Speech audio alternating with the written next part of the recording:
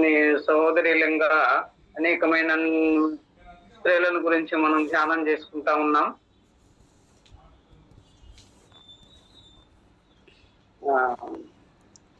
ఎన్నో విషయాలు నేర్చుకుంటా ఉన్నాము. అంటే ఈ సమయము దినము ఒక సహోదరిని మనం జ్ఞాపకం చేసుకొని ఆమెను గురించి ధ్యానం చేద్దామని నాకు చాలా కాలం నుంచి కూడా ఆ వాక్య భాగాన్ని చదువుకుంటా ఉన్నాను. ప్రభు అనుకూలం చేసినప్పుడు ఆ భాగాన్ని చెప్పాలని ఆశగా ఉంది. మన కుటుంబ వ్యవస్థలోనే ఆ కుటుంబాలలో ఉన్నటువంటి బాంధవ్యం గాని, ప్రేమ, ఐక్యత, కుటుంబాల్లో కావాల్సిన సమాధానము ఆ సహోదరి దగ్గర చాలా ఉన్నాయి. ఆ విషయాలు మనము బైబిల్లో వాక్యం జ్ఞానం కొరకు కొన్ని వాక్యాలు చదువుకుందాం. ఆ విషయాలు చెప్పాలని ఇష్టపడతా ఉన్నాను నేను. సమూయేలు మొదటి గ్రంథము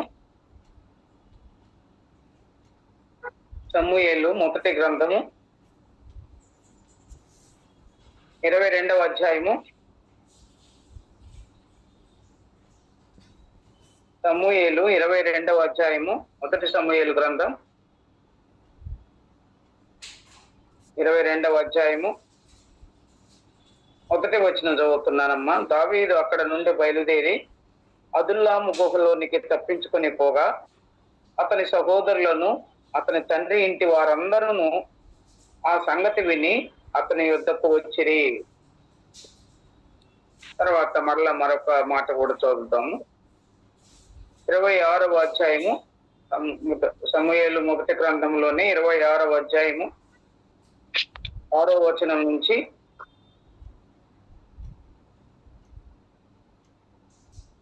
6, 7 వచనాలు చదువుకుందాం.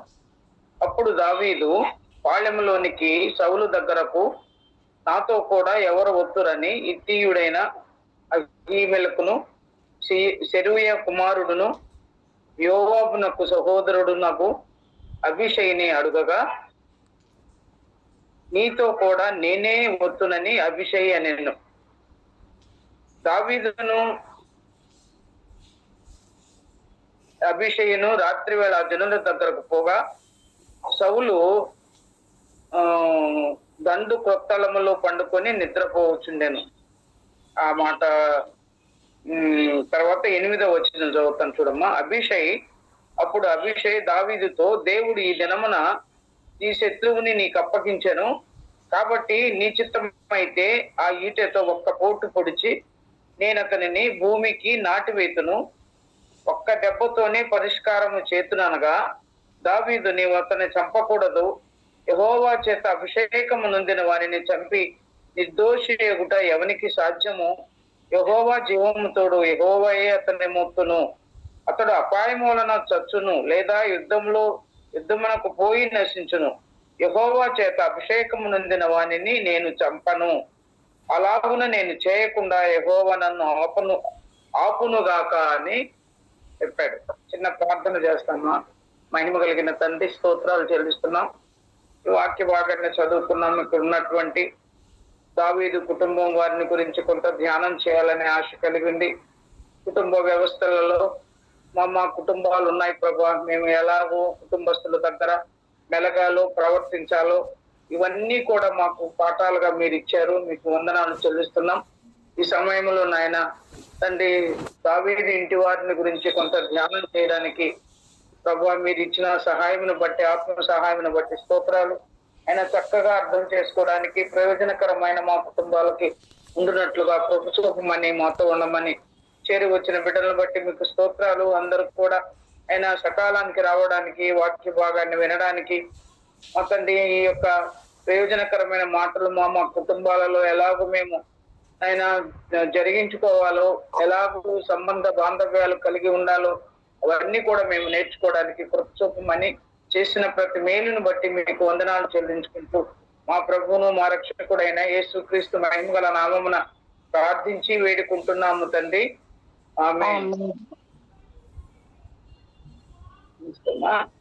ఇక్కడ చదువుకున్న వాక్య భాగంలో మొదటి మాట 22వ అధ్యాయంలో దావీదు అక్కడ నుండి బయలుదేరి అదుల్లాము గుహలోనికి తప్పించుకొని పోగా అతని సహోదరులను అతని తండ్రి ఇంటి వారందరూ ఆ సంగతి విని అతని యుద్ధకు వచ్చిరి.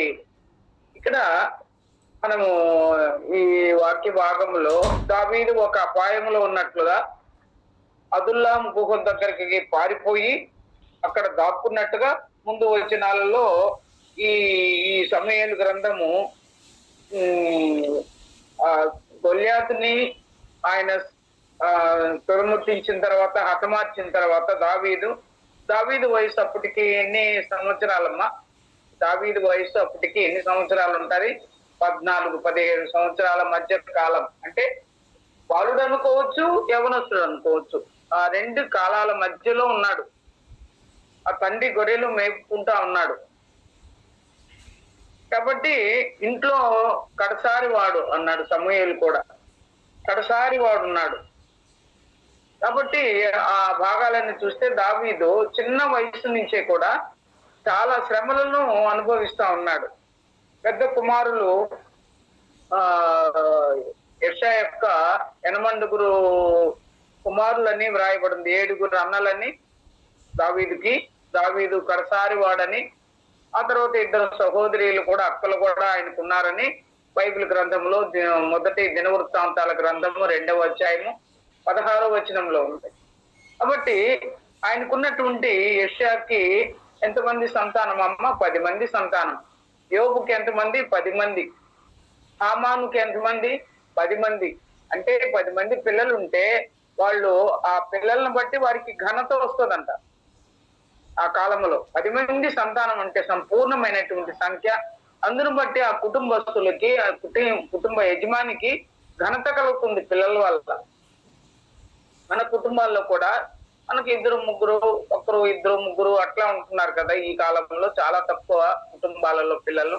అయితే వాళ్ళు మంచి ప్రయోజకులైనప్పుడు మనకెంతో సంతోషం ఉంటది. లేదు, మన పిల్లల్ని బట్టి మనల్ని గుర్తించే వాళ్ళు కూడా ఉన్నారు. ఇప్పుడు పేదలైనటువంటి కుటుంబస్తులు, తల్లిదండ్రులు ఏదో బయట పల్లెటూరులో ఉంటా పిల్లలు మంచి చదువులు చదువుకొని మంచి అభివృద్ధిలోకి వచ్చినప్పుడు ఫలాని వాని తండ్రి అంటారు కదా.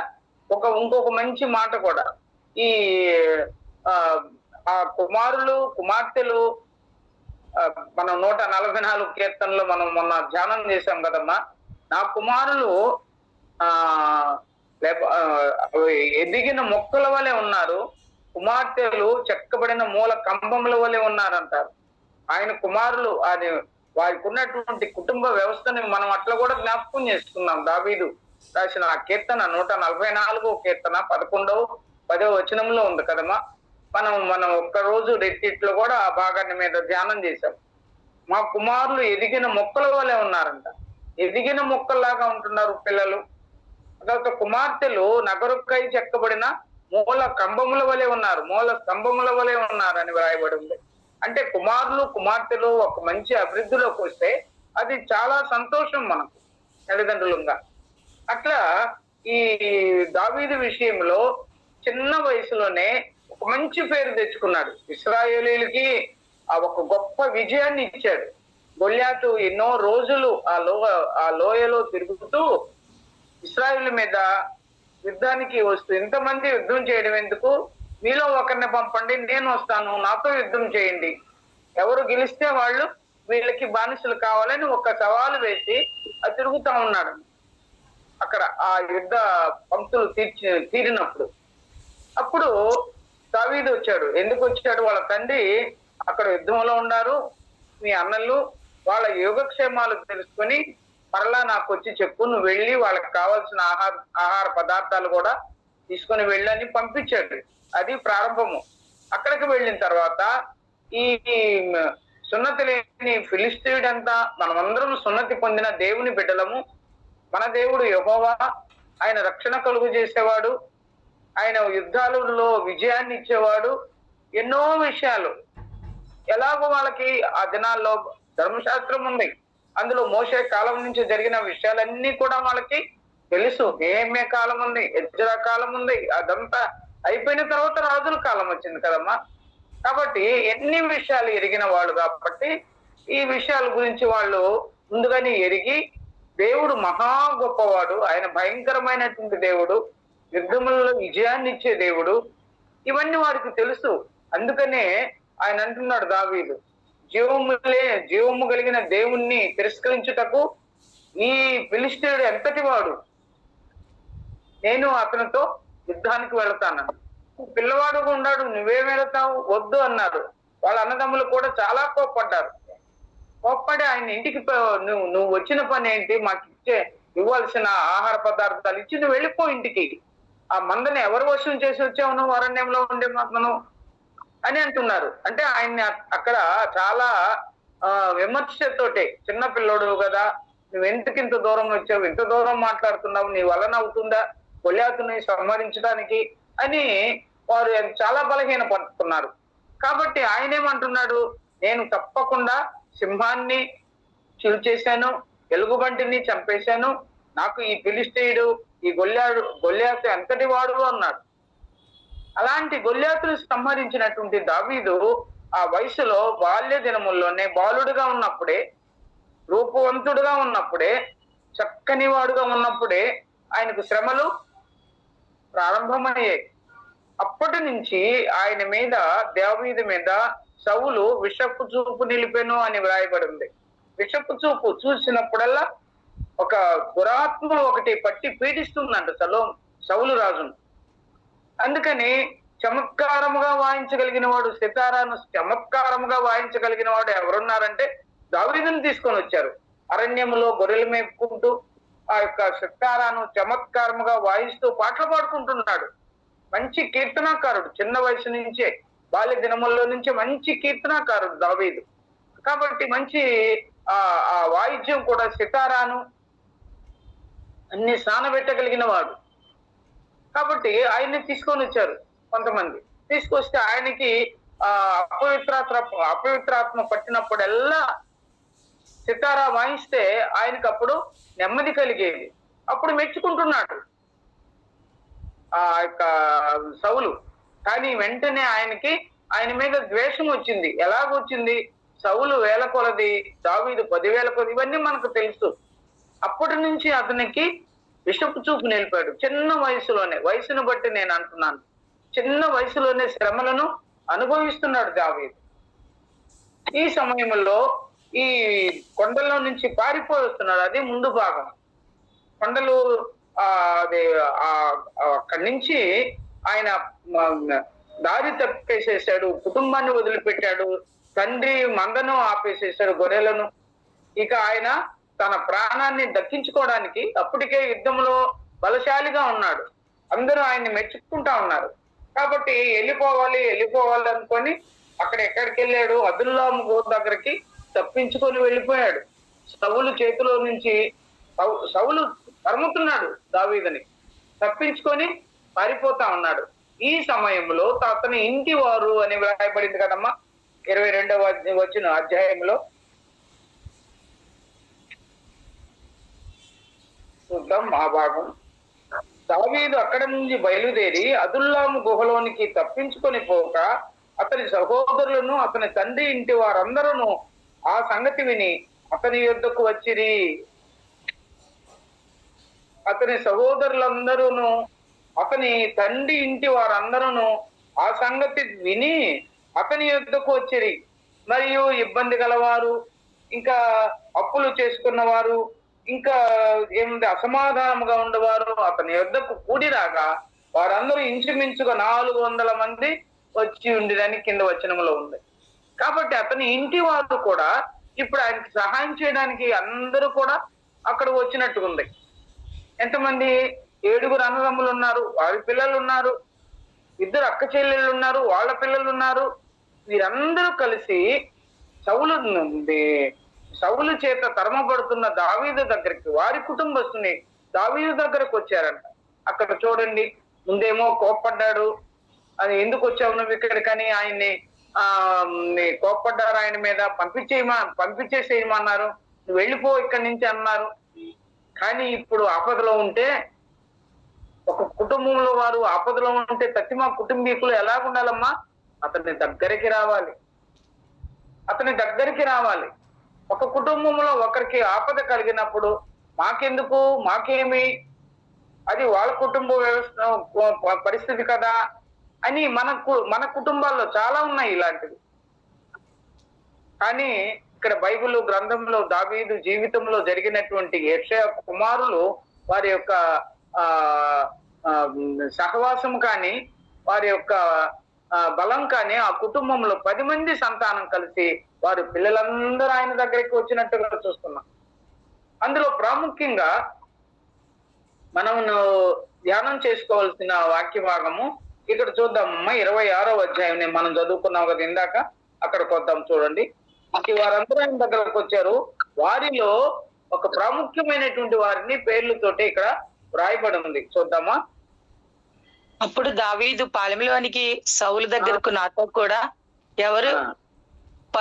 ఎవరు వత్తురని హిత్తీయుడైన అహీమెలకును సెరూయా కుమారుడును యోవాబునకు సహోదరుడునగు అభిషేయిని అడుగగా, నీతో కూడా నేనే వత్తునని అభిషేయ అనెను.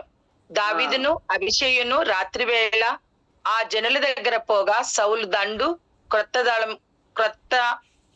దళములో పండుకొని నిద్రపోవచ్చుండెను. అతని ఈట అతని తలగడ దగ్గర నేలను నాటి ఉండెను. అబ్నేరును జనులను అతని చుట్టూ పండుకొని ఉండిరి. అప్పుడు అభిషేక్ దావీదుతో, దేవుడు ఈ దినమున నీ శత్రువుని నీకు అప్పగించను కాబట్టి నీ చిత్తమైతే ఆ ఈటను ఒక పోటు పొడిచి. చాలు. ఇక్కడ ఈ మనం ఇప్పుడు చదువుకున్న దాంట్లో సెరూయా కుమారుడును యోవాబును అతని సహోదరుడు అభిషేయిని అడుగగా, వాళ్ళిద్దరిని అడిగాడంట. ఏమని? నాతో కూడా ఎవరు వస్తారు? ఆయన వేరే ఇంకొక చోటుకు వెళ్ళాడు. అదుల్లాము గుహ నుంచి తప్పించుకొని మరొక స్థలానికి వెళ్ళి ఉన్నాడు. గిబియాలో సౌలు వద్దకు వచ్చి ఆయన ఫలాని చోటు ఉన్నాడు అని చెప్పినప్పుడు అక్కడి నుంచి వాళ్ళు తరుముకుంటా వస్తున్నారు. సౌలు దావీదును తరుముకుంటా వచ్చినప్పుడు అప్పుడు మరలా ఇంకొక ఆపద, ఇంకొక స్థలానికి వచ్చున్నాడు దావీదు. అప్పుడు అంటున్నాడు, అప్పుడు దావీదు పాళెంలోని హిత్తీయుడైన అహీమెలకును సెరూయా కుమారుడైన యోవాబు సహోదరుడు అని రాసింది ఇక్కడ. యోవాబునకు సహోదరుడు నాకు అభిషేయుని అడుగగా, సెరూయా కుమారులు ఎవరంటాం ఇక్కడ? యోవాబు, అభిషేయ్, యోవాబు, ఆషాహేలు, 3 కుమారులు ఉన్నారు సెరూయాకి. దావీదు అక్కకి 3 కుమారులు ఉన్నారు. ఈ 3 కుమారులు 2 పిలిపించి, ఎవరు మీరు నాతో కూడా వద్దురు అని అడిగితే, అభిషేక్ పెద్దవాడు, తర్వాత 2వవాడు యోవాబు, 3వవాడు ఆషాహేలు. ఈ 3 కుమారులు సెరూయాకి. ఆ 3 కుమారులు కూడా తండ్రి చాలా త్వరగా చనిపోయినట్టుగా మరి ఇంకొక భాగంలో రాయబడి ఉంది. ఆషాహేలు కూడా త్వరగానే చనిపోయినాడు. ఆ భాగాలు కూడా నేను చాలా వరకు చదివాను, ధ్యానం చేశాను, వారి యొక్క కుటుంబ వ్యవస్థ అంతా కూడా. కాబట్టి అందుకనే ఆమె పేరుతోనే వారి కుమారుల్ని కూడా దావీదు పదే పిలుస్తున్నాడు. అందుకని నేను అనుకుంటున్నాను, మా కుమార్తెలు నగరునకై చెక్కబడిన మూల కంబముల వలె ఉన్నారు అన్నాడు. వీళ్ళ శరీరాన్ని గురించి ఆలోచన చేసుకున్నాడేమో. మా అక్క నా కొరకు ఎంత ప్రయాసపడింది, తన 3 కుమారులని నాకు అప్పగించింది అన్నట్టుగా. కాబట్టి ఎవరు నాతో కూడా వస్తారు అంటే అహీమెలకున్నాడు, యోవాబు ఉన్నాడు, ఆ 3వవాడుగా అభిషేక్ ఉన్నాడు. అభిషేక్ని ఏమంటుంది? అభిషేక్ ఏమంటున్నాడమ్మా? నేనే వద్దును నీతో కూడా, నాతో కూడా ఎవరు వస్తారు అని అంటే, 400 మంది ఉన్నారు. దావీదుతో కూడా 400 మంది ఉన్నారు. ఈ సమూయేలు 25వ అధ్యాయంలో ఆ అరణ్యంలో, మాయోను అరణ్యంలో ఉన్నప్పుడు నాబాలుతో మాట్లాడుకున్న విషయాలన్నీ కూడా 25వ అధ్యాయంలో ఉన్నాయి. అబీగయల్ని వివాహం చేసుకోవడం ఆఖరిలో. 26వ అధ్యాయంలోకి వచ్చేటప్పటికి మరొక స్థలానికి ఆయన వెళ్ళిపోయినట్టుగా ఉంది. మరి ఒక స్థలానికి, క్షేమమైన స్థలానికి వెళ్ళిపోయినట్టుగా ఉంది. అక్కడ కూడా ఆయన తరుముతుంటే, ఈ 400 మంది మీరు నాతోటే వచ్చేది ఎందుకు? 600 మంది దాకా ఇంచుమించుగా ఉన్నారంట దావీదుతో కూడా. వారందరికీ ఆయన అధిపతి ఆయను అని వ్రాయబడి ఉంది. దావీదు మాట ప్రకారంగా వారు ఉంటూ ఉన్నారు. చాలా చిన్న వయసు దావీదుది అప్పుడు. అప్పుడు నాతో కూడా మీరు ఎవరు వస్తారంటే నేనే వస్తును అంటున్నాడు అభిషేక్. ఏమంటున్నాడమ్మా? ఆ నేను వస్తాను అనుకుంటుంటారేమో వాళ్ళ ముగ్గురు కూడా. అందులో అభిషేక్ ఏమన్నాడు? నేనే వస్తాను అన్నాడు. ఆ ముగ్గురు కుమారులని ఆ తల్లి ఆ దావీదు దగ్గరికి పంపించిందంట. అదుల్లాము గుహ దగ్గర దాక్కొని ఉన్నప్పుడు, ఆయన పారిపోయి అక్కడ ఆశ్రయం పొందుతున్నప్పుడు అదుల్లాము గుహ దగ్గర అక్కడికి తన యొక్క కుమారులను ముగ్గురిని కూడా శరీర పంపించిందంట. శరీర కూడా వచ్చింటదేమో బహుశా. అతని ఇంటి వారందరూ అని వ్రాయబడి ఉంది అక్కడ. వారందరూ కూడా ఆ గుహ దగ్గరికి దావీదు దగ్గరకు వచ్చినట్టున్నారు. అది ఎంత ప్రాముఖ్యమైన విషయం అమ్మా. వారు ఆ ముగ్గురు కుమారులని దావీదుకు అప్పగించేసింది ఆ తల్లి. ఆ తమ్ముని గురించి ఆలోచన చేసింది. ఈ అన్నలు విసుక్కున్నప్పుడు, ఆ గొర్రెల మందని మేపడానికి పోయినప్పుడు, అరణ్యంలోకి చిన్నపిల్లవాడుగా వాడు వెళ్ళినప్పుడు, ఇవన్నీ కూడా ప్రతి విషయంలో అక్క పెద్దది కదా గమనిస్తా ఉందంట. చిన్న తమ్ముడు వాడికి అన్ని సమస్యలుగా ఉన్నాయే అనుకున్నదేమో. మరి ఎందుకు ఆ బిడ్డ మీద ఆమెకు అంత జాగ్రత్త కలిగి ఉంది ఆ బిడ్డ మీద. కాబట్టి చాలా జాగ్రత్తగా గమనించుకుంటూ అతనికి ఏం అవసరాలు ఉన్నాయో, వారి ముగ్గురు కుమారుల ద్వారా ఆమె ఏమి సహాయపడాలనుకుందో అవన్నీ కూడా ఆ బిడ్డ విషయంలో ప్రత్యేకమైన శ్రద్ధ కలిగి ఉంది. అంత మాత్రమే కాకుండా ఆ దేశం మీద కూడా ఇశ్రాయేలుకి ఇచ్చిన వాగ్దాన భూమి, రాజుగా రాజులుగా ఉన్నారు. అనేక మంది శత్రువులు ఉన్నారు వారి చుట్టూరు. ఈ రాజ్యాన్ని ఒక మంచిగా స్థిరపరచడానికి, విజయాన్ని అందించి స్థిరపరచడానికి సైన్యం ఎంతో అవసరమైందో దావీదుకి. సౌలు చూస్తే సరైనటువంటి పరిస్థితుల్లో లేడు. దావీదును ఆమె ఒక రాజవంశము, యూదా వంశం. అది యెషయ కుమారులు యూదా వంశపు వారు. ఆ రాజ కుటుంబం, అది రాజవంశము. ఆ వంశంలో ఉన్నటువంటి సెరూయ ఆ ముగ్గురు కుమారులని అప్పగించింది. ఒక తల్లి, మనం దాని విషయంలోనే నేను కొంత ధ్యానం చేశాను. తల్లులుగా మనకు ఒక్కొక్కరికి ఒక్కొక్క పాత్రను ఇస్తున్నాడు దేవుడు. ఆ దినాలలో ఆది కాండం మొదలుకొని ఆది కాండంలో ఉన్నటువంటి తల్లులందరినీ అక్కడి నుంచి ప్రారంభించుకుంటే ఆఖరి వరకు కూడా ఎంతో మంది తల్లులు ఉన్నారు. అయితే వారందరికీ ఇచ్చినటువంటి ఒక్కొక్కరికి ఒక్కొక్క పనిని దేవుడు మనకు అప్పగించాడు. మనకందరికి కూడా ఒక పనిని అప్పగించాడు. మన పిల్లల బాధ్యతలు, పిల్లల యొక్క కుటుంబ వ్యవస్థను, ఇవన్నీ కూడా మనకు దేవుడు అప్పగించిన పని. ఆ పనిలో మనం సరైన రీతిగా ఉంటున్నామా? ఆ చిన్న వయసులో ఆ బాలుడుగా ఉండవలసిన సమయంలో వాడిని సరైన మార్గంలో ఉంచకపోతే వాడు తప్పిపోయిన వారుగా ఉంటున్నారు. అది మన చేతులు దాటిపోతున్నారు పిల్లలు. అందుకని ఇర్మియా తల్లి కన్నా కూడా శారాను మనం జ్ఞాపకం చేసుకుంటే, ఆది కాండంలో అబ్రహాం భార్య శారాయిని జ్ఞాపకం చేసుకుంటే, వాగ్దాన పుత్రుణ్ణి దేవుడు ఇచ్చినంత వరకు ఆమె నిర్ణయ కాలం వరకు వేచి చూడకుండా కొంత పొరపాటు జరిగితే వెంటనే సరిదిద్దుకుంది. మరలా దేవుడిని ప్రార్థన చేసింది, ప్రభా ఈ దాసకుమారుని వల్ల నేను చాలా విసుగు చెందుతున్నానని. సరే, నీ ఇష్టం వచ్చినట్టు అబ్రహాం కూడా చెప్తే నీ ఇష్టం వచ్చినట్టు చెయ్యి అన్నాడు. దేవునికి మొరపెట్టుకుందేమో శారా, నీ గర్భమున పుట్టబోవాడు అబ్రహామునకు కుమారుడు అవుతాడని. నాకు కుమారుడు కావాలని ఆగర్ను పంపిస్తే దేవుడు ఏమన్నాడు?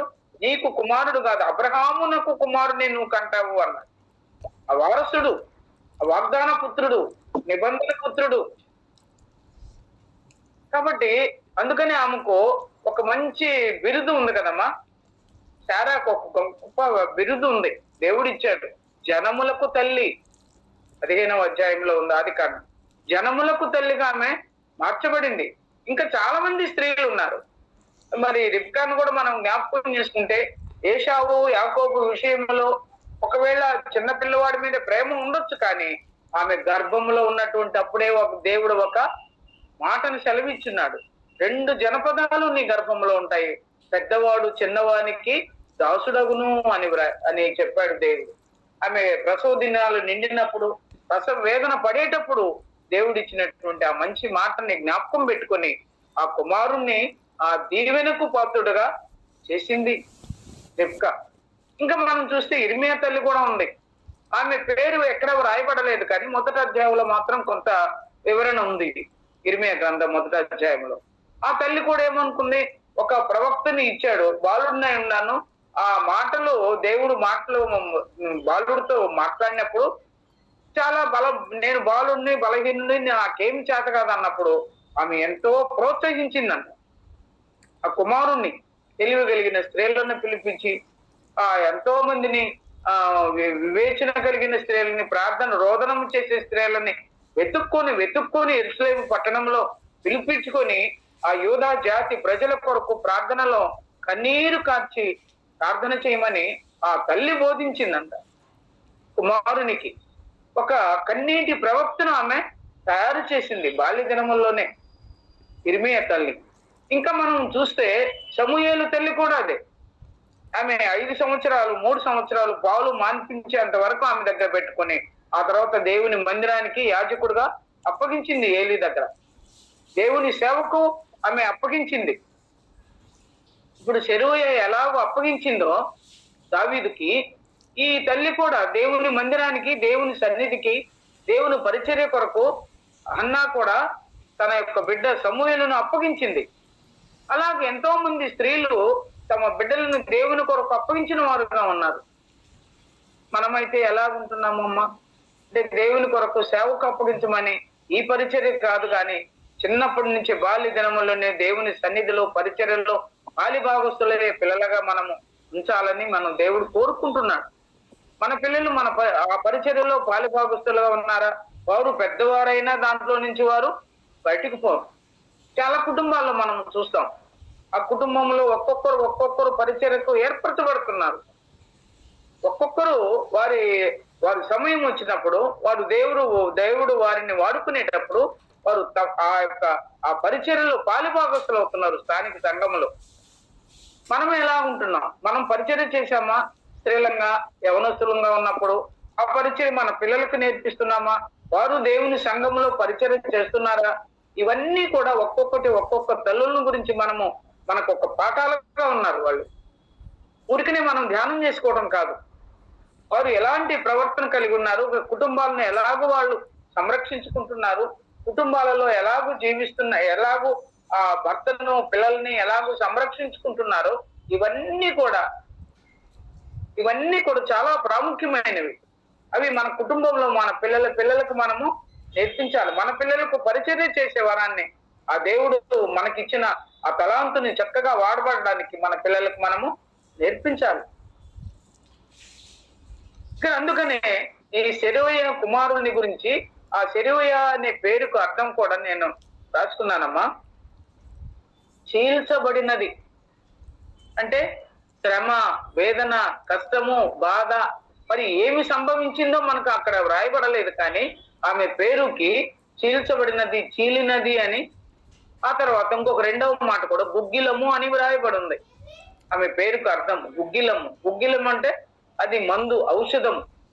ఎవరైనా అనారోగ్యంగా ఉన్నారా, రోగగ్రస్తులుగా ఉన్నారా, ఆమె దగ్గర ఒక మందు ఉందంటే ఆమె పేరుకు అర్థం అది. గిలాదులో గుగ్గిలము ఏమీ లేదా, నా జనులకు స్వస్థత లేకపోవచ్చున్నదని ఇర్మియా గ్రంథంలోనూ ఎహెజ్కేలు గ్రంథంలోనూ ఉండదు. నా జనులకు స్వస్థత లేకుండా ఉందంట. ఆ గుగ్గిలము లేకుండా పోయిందా? గిలాదు దేశంలో గుగ్గిలము బాగా దొరుకుతుంది. అది ఒక వైద్యానికి కావాల్సిన మందు. దాన్ని ఇచ్చి వేరే సరుకులు కొనుక్కునేవాళ్ళు ఆ దినాలలో. ఎహెజ్కేలు గ్రంథంలో ఉంది ఆ మాటలు. కాబట్టి ఆ గుగ్గిలము అనే పేరు సెరూయాకి అర్థం వచ్చేట్టుగా ఉంది. కొన్ని నిఘంటువుల్లో చూసినప్పుడు దానికి సరైనటువంటి అర్థం నాకు దొరకలేదు, కానీ మరొక బైబిల్లో డానియేల్ రెఫరెన్స్ బైబిల్ ఉంది మన దగ్గర, అంకుల్ దగ్గర. దాంట్లో చూసినప్పుడు అక్కడ అర్థాలు ఉన్నాయి. చీల్చబడినది, చీలినది, తర్వాత గుగ్గిలము అని వ్రాయబడింది. కాబట్టి ఆమెకు మనుషులలో ఉన్నటువంటి ఆ బలహీనతలు ఎరిగినట్టుగా, లేకపోతే సరైన మందు ఆ యొక్క పేరులోనే అర్థం వచ్చేటట్టుగా ఆ వారి తండ్రి యెషయా పేరు పెట్టినట్టుగా ఉంది. చూద్దామమ్మా.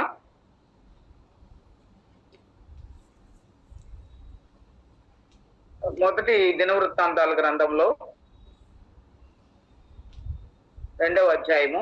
అది అంతా మీరు చదివే ఉంటారు, అయినా నేను జ్ఞాపకం చేస్తున్నాను.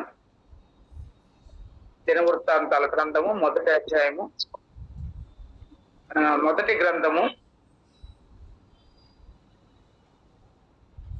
2వ అధ్యాయము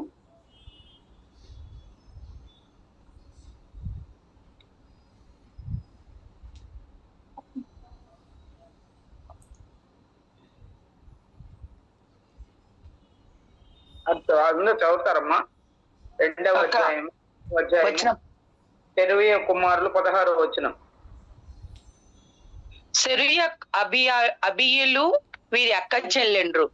సెరూయా కుమారులు 3: అబిషై, యోబాబు, ఆసహేలు. పైనుంచి జ్యేష్ఠ కుమారుడైన ఏలియాబును అక్కడి నుంచి చదువు అక్క.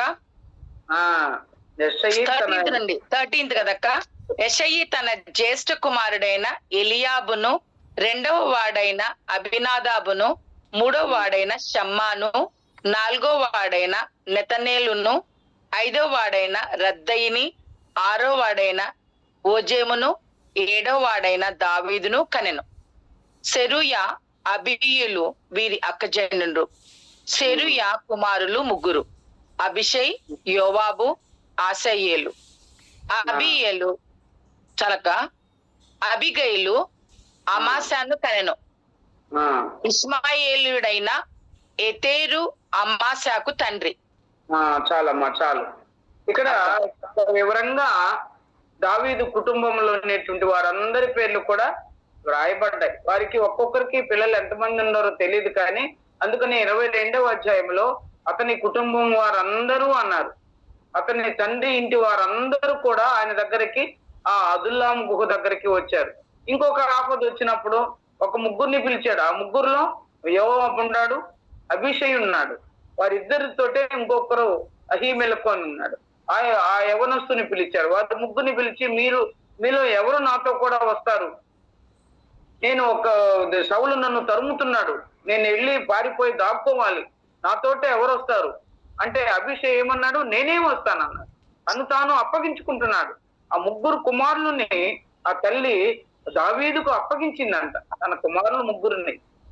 ఆ తండ్రి కూడా ఒకవేళ మరొక అధ్యాయం అనుకుంటాను, అందులో ఆయన చనిపోయినట్టుగా, ఆయన సమాధిలో ఆషాహేలును సమాధి చేసినట్టుగా ఉంది. ముందుగానే చిన్నవాడైనటువంటి ఆషాహేలు ముందుగానే మరణమయ్యాడు. ఆయన తండ్రి సమాధిలో పాతి పెట్టారు. అవి దాని వల్ల కూడా కొంతమందిని వాళ్ళు చంపేశారు, తమ్ముడిని చంపారని. ఇట్లాగా చాలా విషయాలు సెరూయా కుమారుని గురించి వ్రాయబడి ఉందంటే ఆమె గురించి ఎన్ని పాఠాలు ఉన్నాయి. ఆ తండ్రి కుటుంబం మీద ఎంత ప్రేమ, ఆ దావీదు మీద ఎంత ప్రేమ, తన అన్నదమ్ముల మీద, అక్క మీద తనకి ఎంత ప్రేమ ఉంది. 10 మంది సంతానంలో ఎవరిని కూడా ఆమె, ఎవరికి ఆపద వచ్చినా తను దగ్గర ఉన్నట్టుగా, అన్నిటికీ తను ఉన్నట్టుగా కూడా చెప్పుకున్నట్టుగా ఉంది.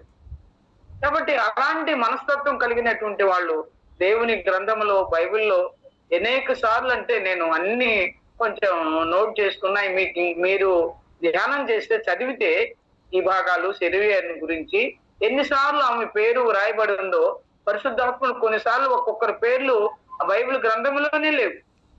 కానీ సెరూయా పేరు 13 సార్లు రాసుకున్నానమ్మా. మీరు మరొక సమయాన్ని, నాకు సమయం వస్తే మరలా ఈ వాక్య భాగాలు కొంత ధ్యానం చేద్దాము. అప్పుడు మీరు నాకు రాసుకొని వచ్చి చెప్పండి. నేనైతే 13 సార్లు సెరూయా కుమారుడైన యోవాబు, అతని సహోదరుడైన అభిషై, వారిద్దరు కాకుండా ఆషాహేలు, వీళ్ళ 3 గురించి పదే సెరూయా అని పెట్టారు. ఈ సెరూయాకి ఏం బిరుదుందన్నమ్మా? సెరూయా కుమారులు. వారందరి పేర్లు పిలవాలంటే యోవాబు, అబీషై, ఆషాహేలు అనకుండా సెరూయా కుమారులు అన్నారు. అది ఒక పెద్ద టైటిల్ ఆమెకు, సెరూయాకి. అందుకని ఆ తల్లి ఆ 3 విషయంలో తన యొక్క అన్నదమ్ముడైనటువంటి దావీదుకు ఒక మేనల్లుళ్ళు వాళ్ళు. అక్కడ ఆ డిక్షనరీలో, నిఘంటువులో, కామెంటరీలో కూడా ఉంది, మేనల్లుళ్ళు అని వ్రాయబడి ఉంది. మేము నీ ఎముకనంటిన వారము, నీ రక్త సంబంధీకులము అన్నారు. ఎముకనంటిన వారము, రక్త సంబంధీకులము. అందుకని ఆయన ఎక్కడ ఉండే ఏ ఆపదలో ఉంటున్నాడో అక్కడికి వాళ్ళు పరిగెత్తుకొని వెళ్ళిపోతున్నారు. ఎవరిని ఆయనను ఆనుకొని ఏ ఆపద రాని ఒక్క ఈట కూడా ఆయనకు తగలనీయకుండా దావీదుకి వారు కాపు కాస్తున్నారంట. అంత మాత్రమే కాకుండా ఆ తల్లి వారికి ఏమి నేర్పించిందంటే, ఆ దేశాన్ని, ఆ వాగ్దాన భూమిని, ఇశ్రాయేలుకు దేవుడు ఇచ్చినటువంటి ఈ వాగ్దాన భూమిని శత్రువులు పట్టుకొని వెళ్లకుండా, విజయాన్ని పొందకుండా దావీదు ఎప్పటికైనా శత్రువుల్ని సమ్మానిస్తాడనేటువంటి ఒక ప్రగాఢమైన విశ్వాసం ఉందంట సెరూయాకి. ఎందుకంటే చిన్న వయసులోనే ఆ సింహాన్ని చంపాడు, ఎలుగుబంటిని చంపాడు, అంతకంటే ముఖ్యంగా ఆ గొల్యాతుని చంపినాడు దావీదు. వీళ్ళు ఒక లెక్క అనుకున్నదంట ఆమె.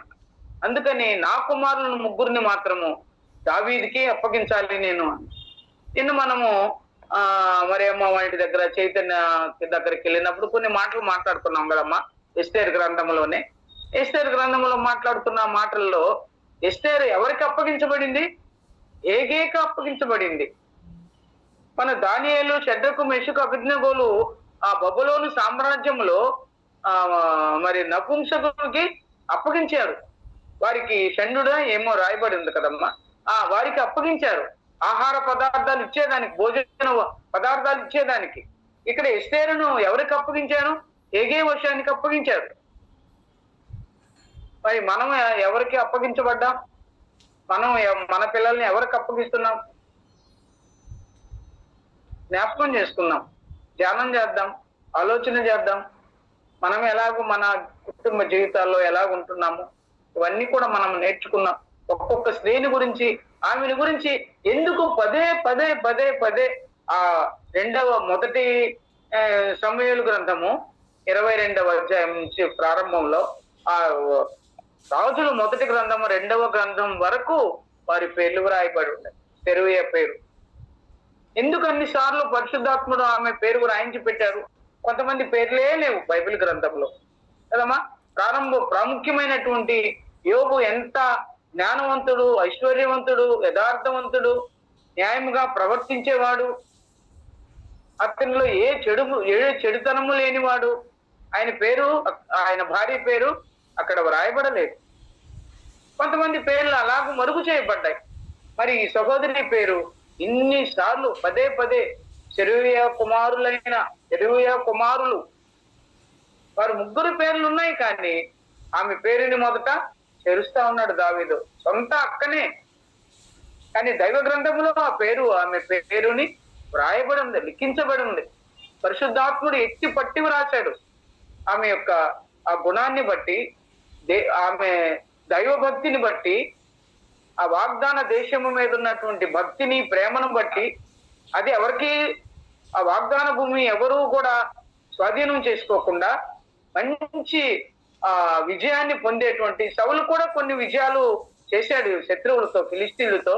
కానీ అతని యొక్క ఆయనలో యథార్థత లేదు. దేవుని మాట మీద ఆజ్ఞను మీరాడు కాబట్టి ఆ యొక్క రాజుగా ఉండకుండా ఆయన్ని త్రోసివేసి నా ఇష్టానుసారుడైన మనుషుడిగా దావీదుకు అప్పగించబోతున్నాడు రాజ్యాన్ని దేవుడు. అందుకని ఇది సెరూయా ఎరిగిందేమో.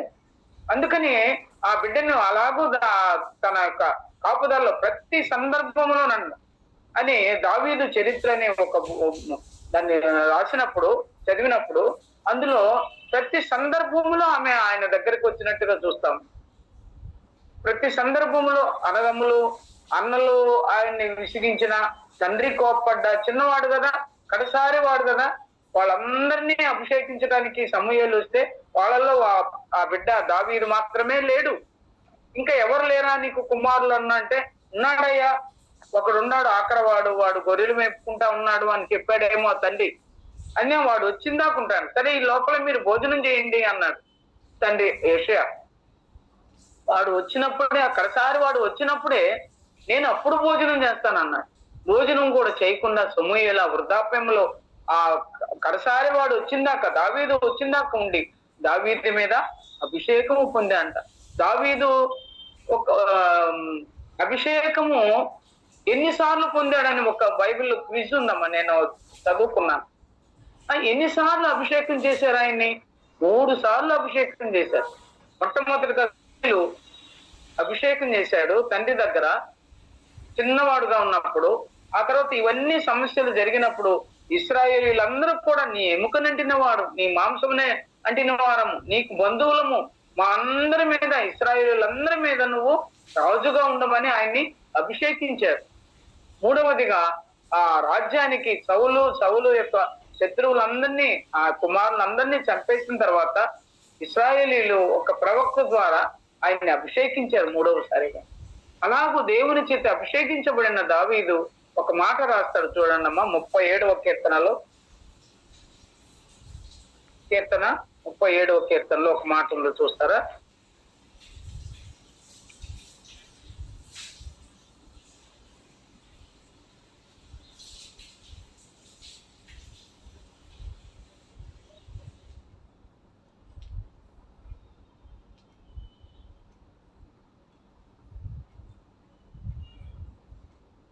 ఆ 37వ కీర్తన 5వ వచనం చదువుతాను.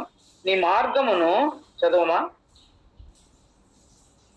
నీ మార్గమును యెహోవాకు అప్పగింపుము, నీవు ఆయనను నమ్ముకొనుము, ఆయన నీ కార్యమును నెరవేర్చును. నీ మార్గమును యెహోవాకు అప్పగించుము. ఆయన మన మార్గాన్ని యెహోవాకు అప్పగించాలంట. ఇప్పుడు దావీదు ప్రతి పరిస్థితుల్లో దేవుని చేత, దేవుడు అభిషేకము నిందిన వాడు. ఎవరు? సౌలు కూడా దేవుని చేత అభిషేకించబడిన వాడు. సౌలు మొట్టమొదటి రాజు, ఆయన దేవుని చేత అభిషేకించబడిన వాడని, ఆయనకి ఏ కీడు చేయడానికి తలపెట్టలేదు. ఆయనను ఒక దేవుని చేత అభిషేకించబడిన వాడిని నేను ఏ ఆపద రానియను ఆయనకి, అది దేవుడే చూసుకుంటాడు అన్నాడు 26వ అధ్యాయంలో.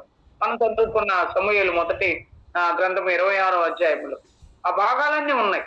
ఆయనకి ఏ ఆపద రానియను, నా చేతి గుండా ఏది రాదు, దేవుడే ఆయన చూసుకుంటాడు. ఆయనకు ప్రతిఫలం దేవుడే ఇస్తాడు. అభిషేకించబడిన వాడిని నేనేమి చేయను, ఒక్క మాట సెలవు అయ్యా, నేను ఈటితోనే ఇదే సమయం అతన్ని చంపేస్తానన్నాడు అభిషేక్. నేనే వస్తును నీతోటే అన్నాడు, దావీదుతోటే నేనే వస్తాను, ఆ శత్రువు అయినటువంటి సౌలును నేను ఒక్క ఈటితో చంపేస్తాను అన్నాడు. కానీ అలాంటిది ఎప్పుడూ చేయొద్దు, ఆ పాపం మనకు చుట్టుకుంటుంది. అభిషేకించబడిన వాణిని ఏమీ చేయొద్దు, దేవుడే చూసుకుంటాడు, ప్రతిఫలం ఇస్తాడు. శత్రువుల చేతిలోనైనా సంహరించబడతాడు, లేకపోతే యుద్ధమందు తనే అయినా చనిపోతాడేమో. ఆ తీర్పు ఆయనది, ప్రతిఫలం ఆయన ఇస్తాడు, ప్రతీకారం ఆయనే చేస్తాడు. మనం కేవలం చూస్తూ ఊరుకున్నాను. నీ శత్రువుల ఎదుట నీవు నాకు భోజనము సిద్ధపరచుదు అన్నాడు. శత్రువుల ఎదుట కూడా ఆయన భోజనం సిద్ధపరిచేవాడు. కాబట్టి మనకు శత్రువులు ఎవరు ఉన్నారు? దేవుడు మన పక్షంగా ఉండగా మనకు విరోధి ఎవడు? కాబట్టి ఇటువంటి బలశాలి అయిన ప్రభు సన్నిధిలో మనం ఉన్నాం. మన మార్గముల ఆయనకు అప్పగించుకోవాలి. చూడమ్మా, అది నీ మార్గమును యెహోవాకు అప్పగింపుము, నీవు ఆయనను నమ్ముకునుము, ఆయన నీ కార్యమును నెరవేర్చును. మనం సమస్తాన్ని ఆయనకు అప్పగించాల. ఏమైనా పరిస్థితులు వచ్చినాయా, కుటుంబంలో వచ్చాయా, మరి బయట వచ్చాయా, మన పరిస్థితుల్లో ఏది సంభవించినా కూడా అది ఆయనకు అప్పగించాలి. ఆయన సన్నిధిలో మొరపెట్టాలి. ప్రభువా, ఈ పరిస్థితి ఎలాగ సంభవించింది, ఇది నీకే అప్పగిస్తున్నాను. నీ మార్గము ఆయనకు అప్పగించుము. నువ్వు ఎలాగూ నడవాలో, ఎలాగో వెళ్ళాలో, ఏ త్రోవలో వెళ్ళాలో నీ మార్గాన్ని ఆయనకి అప్పగిస్తూ ఆయన నమ్ముకునుము, ఆయన నీ కార్యమును నెరవేర్చును. ఇప్పుడు దావీదు ప్రతి కార్యాన్ని దేవుడు నెరవేరుస్తున్నాడు. అందుకని కీర్తనలో ఆయన స్వభావం నుంచి, ఆయన హృదయంలో నుంచి వచ్చిన ప్రతి మాట మనకు ఒక పాఠమైపోయింది. కీర్తనల గ్రంథంలో ఎన్ని పాఠాలు ఉన్నాయమ్మా, ఎన్ని ఆత్మీయమైన సందేశాలు ఉన్నాయి, ఎంతమంది ఎన్ని విధాలుగా బోధిస్తున్నారు. ఎక్కువగా దావీదు కీర్తనలు, దావీదు రాసినటువంటి, దావీదును గురించినటువంటి అంశాలు బైబిల్లో చాలా ఎక్కువ ఉన్నాయి. సత్యమా వారి విషయాలు చాలా తక్కువగా ఉన్నాయి, కానీ దావీదును గురించిన తలంపులు చాలా ఎక్కువగా ఉన్నాయి. కాబట్టి ఆయన అందుకనే అన్నాడు, ఆయన దేవుడు యేసు ప్రభు అన్నాడు, నా ఇష్టానుసారుడైన మనుషుడు. ఆయన యొక్క వేక్ష విషయంలో తప్ప ఏ విషయంలో తన యథార్థతను వదిలిపెట్టలేదంట. ఒక దగ్గర పొరపాటు చేశాడు, దాన్ని బట్టి ఆయనకు శిక్ష రావాల్సిన శిక్ష దేవుడు ఇచ్చేశాడు. ఆ తర్వాత నేను పాపం చేసిన వాడను అని కన్నీరు కార్చే పాపాన్ని ఒప్పుకున్నప్పుడు జ్ఞానవంతుడైన సొలొమోనుని ఇచ్చాడు దావీదుకి దేవుడు. కాబట్టి మన మార్గాలు ఆయనకి అప్పగించుకోవాలి. ఏగే వశానికి ఎస్తేర్ను ఎలాగో అప్పగించారో అలాగ పరిశుద్ధాత్మనికి మనల్ని అప్పగించుకోవాలి. మన పిల్లల్ని అప్పగించాలి, మన కుటుంబాన్ని దేవునికి అప్పగించాలి. మనం సరైన మార్గంలో మనం నడవాలంటే మన మార్గాలన్నీ ఆయనకు దాటపడాలి. ఆయన మార్గంలో లేకుండా మనం అటు ఇటు కుడి ఎడమలకు జరగకూడదు. నిబ్బరం కలిగి ధైర్యముగా ఉండుము అని యెహోషువకు మోషే ప్రభు సన్నిధికి వెళ్ళిపోయిన తర్వాత ఆ ప్రవక్త మాట్లాడుతున్నాడు, దేవుడు మాట్లాడుతున్నాడు యెహోషువతో, నీ మార్గము చక్కగా ఉంచుకో, నువ్వు వర్ధిల్లుతావు, ధర్మశాస్త్రాన్ని బాగా చదువు, దేవుడు నీ మార్గాన్ని వర్ధిల్ల చేస్తాడు అని. కాబట్టి మన కుటుంబ జీవితాల్లో కూడా మనం ఎలాగూ ప్రవర్తిస్తున్నాము, ఎలాగూ ఉంటున్నాము, ఇంకా కూడా కొన్ని మాటలు చూస్తున్నామా.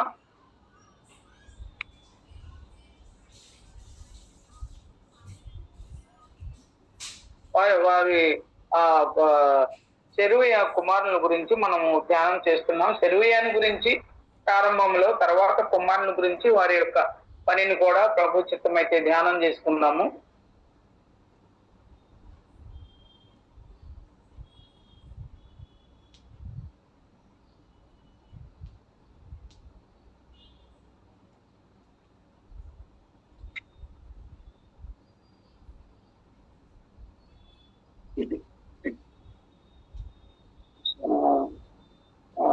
గ్రంథంలోనే 2వ సమూయేలు గ్రంథం అమ్మ తీయండి. సమూయేలు 2వ గ్రంథం, 1వ గ్రంథంలో ఇంకో కొన్ని మాటలు ఉన్నాయి, కానీ అవన్నీ మనకు సమయం కాదు. కొద్ది మాటలు ధ్యానం చేసుకొని మనం ముగించుకుందాము. 2వ సమూయేలు గ్రంథము 2వ అధ్యాయము. అక్క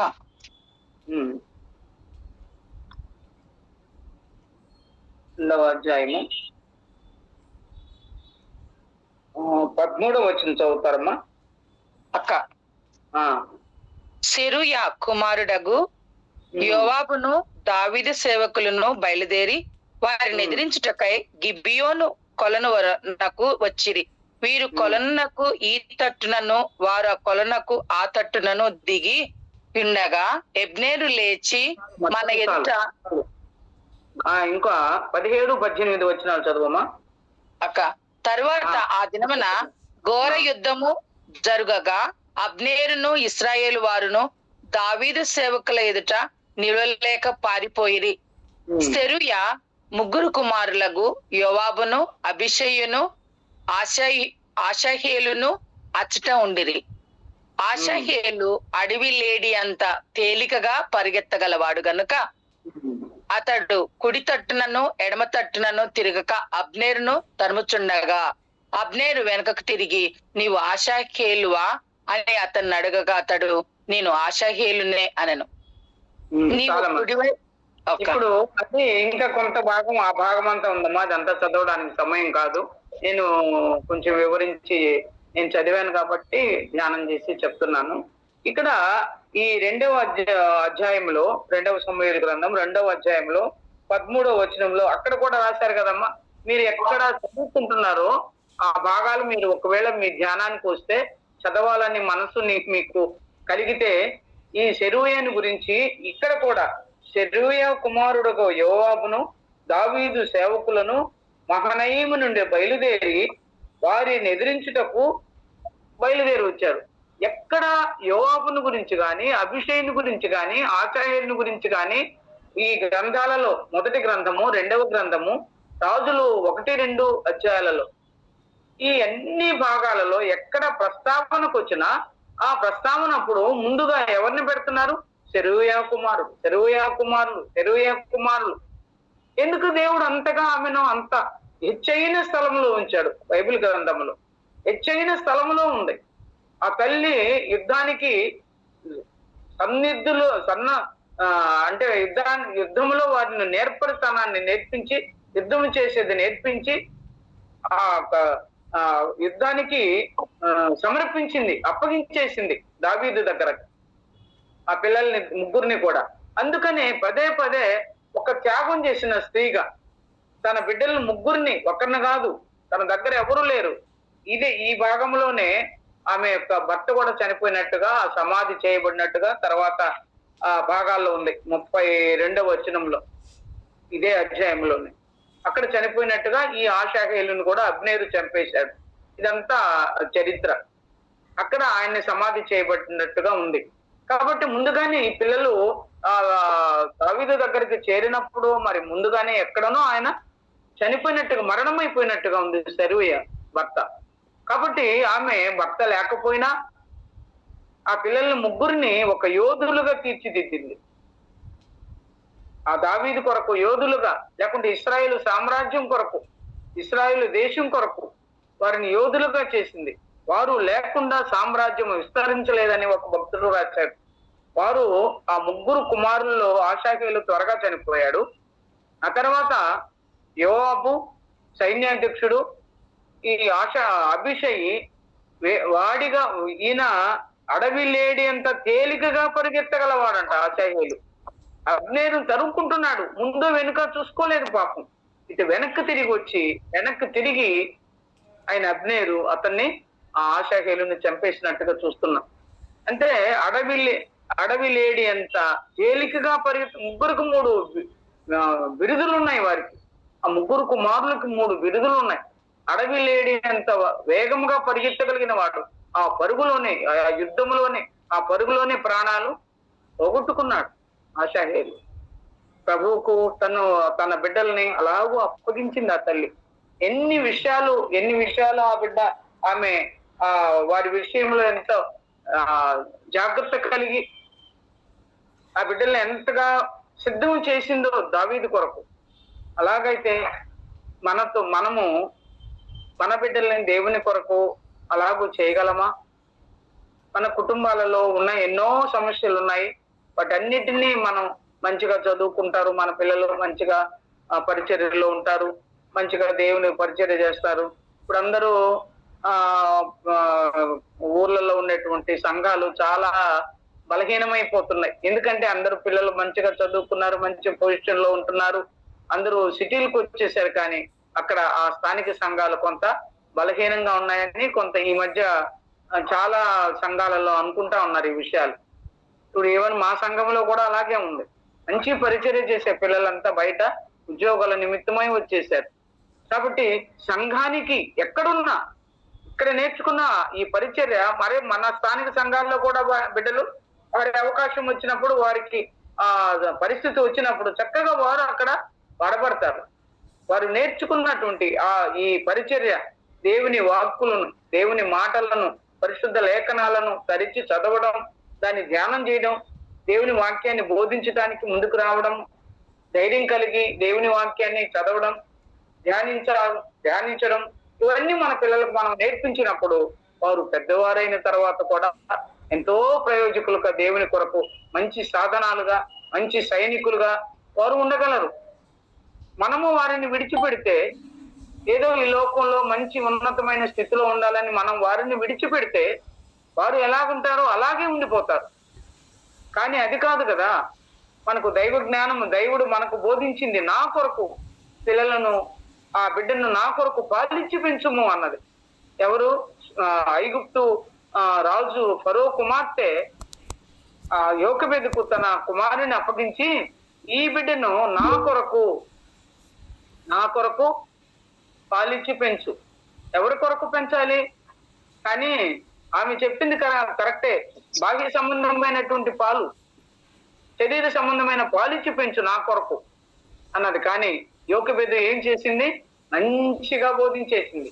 ఇదే అదను అనుకుంది. ఆ బిడ్డని ఎప్పుడైతే ప్రభువా నువ్వు ఇచ్చిన బిడ్డ, నేను ఆ నీళ్ళకు అప్పగిస్తున్నాను, మరలా నా చేతికి అప్పగిస్తావా? ఒకవేళ నిరీక్షణతో మరలా దేవుడు నా చేతికి ఇస్తాడేమో ఆ బిడ్డను అనుకుందా యోకెబెదు. దేవుడు ఇచ్చాడు అవకాశాన్ని, యోకెబెదుకు దేవుడు ఇచ్చాడు. తీసుకొని వచ్చి మరలా ఆమె కౌగిట్లో పెట్టారు. ఈ కౌగిట్లో పెట్టిన బిడ్డని ఏమైనా ఒక్క ఒక్క సమయమైనా అది ఆ చిన్నప్పుడు ఆ బిడ్డలకి పాలిచ్చేటప్పుడు ఈ విషయాలన్నీ చెప్పిందేమో. 5 సంవత్సరాలు ఉన్నాడేమో మోషే, ఈ 5 సంవత్సరాల్లో నేర్పించేసింది. చాలా జ్ఞానవంతులు ఇశ్రాయేలీయుల ప్రజలు, చాలా జ్ఞానం కలిగిన వారు. ఏ జనమునకు ఆయన అలాగూ చేసి ఉండలేదన్నారు. చాలా జ్ఞానవంతులు ఇశ్రాయేలీయులు, వారికి ఇచ్చిన జ్ఞానం అలాంటిది. వారు చాలా చురుకైన వారు. ఆ స్త్రీలను గురించి మనం చూస్తాం కదమ్మా. హెబ్రీ స్త్రీలు చాలా చురుకైన వారు, ఐగుప్తు స్త్రీల వంటి వారు కారు అన్నారు. లోకంలో స్త్రీల వలె మనం కాదు, మనం శ్రేష్టమైన వారం. హెబ్రీలము మరణములో నుంచి జీవములోనికి దాటిన వారం. కాబట్టి మనము వారి కంటే మనము యోగ్యులుగా ఉండాలి. వారి విధులు సకల జనుల విధులకు వేరుగా ఉన్నవని ఎస్తేరు గ్రంథంలో ఉంది కదమ్మా. చాలా వేరుగా ఉన్నాయి. మన పద్ధతులు, మన మాటలు, మన వస్త్రధారణ, మన సమస్తము కూడా వేరుగా ఉండాలి. అందరితో కలిసిపోయినట్టుగా మనం ఉండకూడదు. మనం ఒక ప్రత్యేకమైన జనాంగం. ఇశ్రాయేలీలు ఒక ప్రత్యేకమైన జనాంగం.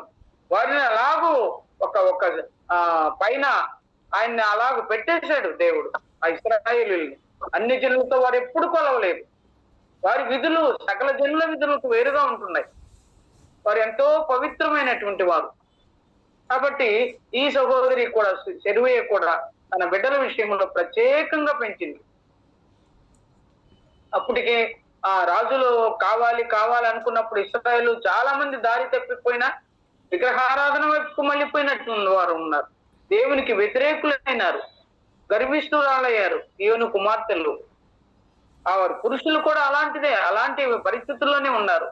ఆ దినాలలో ఒక రాజు కావాలి, మాకు రాజు కావాలి అని అడిగినప్పుడు సౌలు రాజునిచ్చారు. ఆ సౌలు రాజు కూడా సరైనటువంటి దేవుని ఆజ్ఞను అతిక్రమించి పాపం చేసి దేవుని చేత తీసివేయబడి ఆ రాజ్యాన్ని మరొక యోగ్యుడైన బిడ్డకు, దేవునికి ఇష్టానుసారుడైన బిడ్డకు ప్రభు అప్పగించబోతున్నాడు ఆ రాజ్యాన్ని. ఈ సమయంలో దావీదుకు తోడుగా ఉండడానికి తన 3 కుమారుల్ని ఆ రీతిగా తీర్చిదిద్దింది ఆ తల్లి. ఎంత చక్కని తల్లిగా ఉంది సెరూయా. అందుకనే పదే మీరు చదవండి అమ్మా, ధ్యానం చేసుకోండి. కొన్ని అధ్యాయాలలో చూస్తే ఎన్నిసార్లు ఒక క్విజ్ గా చెప్తున్నా మీకు. ప్రభు చిత్తం అయితే మరలా వారంలో వారి 3 కుమారుల గురించి కొంత ధ్యానం చేద్దాం. ఒక్కొక్కరిని గురించి. 2 ఆషాహేలు ఇదే అధ్యాయంలోనే ఆఖరి భాగంలో ఆయన చనిపోయినట్టుగా మనం చూస్తాం. తర్వాత అభిషయ్ ఉన్నారు, యోవాబు ఉన్నారు. వారిద్దరి పేర్లేంటి, వారికి ఉన్నటువంటి బిరుదులేంటి, వారు ఎలాగో యుద్ధాన్ని చేశారు, దావీదుకి ఎంతగా తోడుగా ఉన్నారు వాళ్ళు. ఇవన్నీ కూడా మనము ప్రభు చిత్తం అయితే మరొక వారము మనకు సమయం దొరికినప్పుడు ధ్యానం చేద్దాం. ఆఖరిగా ఈ 3 కుమారుల విషయంలో కూడా 17వ వచనమా 18వ వచనంలో సెరూయా 3 కుమారులకు మనం చాలా మంది కూడా చాలా పేర్లు ఉన్నాయి. అయితే వేరే పేర్లు వచ్చేస్తున్నాయి కానీ బైబిల్లో పేర్లు చాలా చక్కగా ఉంటాయి. ఎజియా, సెరూయా, ఇంకా యా అనే పదాలతో చాలా మంది పేర్లు కూడా ఉన్నాయి. కాబట్టి మంచి పేరు ఈ సహోదరికి. అబీగయీలు, సెరూయా వీరిద్దరు అక్క చెల్లెళ్ళు, దావీదుకు అక్కలుగా ఉన్నారు. మరి ఎంతో అబీగయీలు గురించి, ఆయన బిడ్డని గురించి వ్రాయబడలేదు కానీ తర్వాత ఎక్కడో ఉంది ఒక భాగము. ఆయన సెరూయాను గురించి చాలా పరిశుద్ధాత్ముడు చక్కగా వర్ణించి రాశాడు. ఆమె అందుకనే ఒక మంచి పేరు కూడా ఆమెకు, దేశభక్తి కలిగిన, దైవభక్తి కలిగిన స్త్రీ అంట ఆమె. దేశభక్తి, దైవభక్తి కలిగిన స్త్రీ. దేశం అంటే ఇశ్రాయేలుల దేశం. ఆ దేశం మీద, ఆ దేశం యొక్క క్షేమం కొరకు, దాని యొక్క పవిత్రతకు, పరిశుద్ధత కొరకు, అక్కడున్నటువంటి ఇశ్రాయేలుల భద్రత కొరకు మనము ప్రార్థన చేయాలి. ఇశ్రాయేలు దేశం కొరకు మనం ప్రార్థన చేయాలి. మనకు కూడా అది ఒక మనం పెద్దలు వాక్యాల్లో బోధించేటప్పుడు బైబిల్లో కూడా, కీర్తన గ్రంథంలో కూడా యెరూషలేము కొరకు ప్రార్థన చేయడి, వారి క్షేమం కొరకు ప్రార్థన చేయండి, యెరూషలేమును ప్రేమించి వారు వర్ధిల్లుదురు అని రాయబడింది. కాబట్టి మనం కూడా ఇశ్రాయేలు దేశాన్ని ఆ యొక్క ప్రజలను వారి రక్షణ కొరకు, వారి క్షేమం కొరకు, వారి భద్రత కొరకు, వారి చుట్టుప్రక్కల ఉన్నటువంటి రాజ్యాల యొక్క ఆ పరిస్థితులన్నీ మనం మన ఇంట్లో వార్తలు చూసినప్పుడు మనకు అర్థమవుతాం. వీటన్నిటి కొరకు, ఇశ్రాయేల్ క్షేమం కొరకు మనము ప్రార్థన చేద్దాం.